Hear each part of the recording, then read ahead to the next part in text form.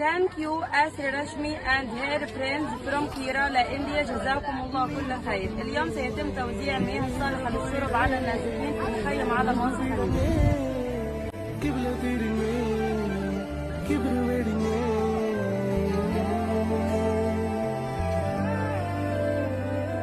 പകലിരവുകളുടെ റബ്ബ് ഇഹപരമിലും തുണറബ്ബ് ഉടലിനുടയോൻ റബ്ബ് റബ്ബോടിന്നെൻ ഹുബ്ബ് പകലിരവുകളുടെ റബ്ബ് ഇഹപരമിലും തുണറബ്ബ് ഉടലിനുടയോൻ റബ്ബ് റബ്ബോടിന്നെൻ ഹുബ്ബ്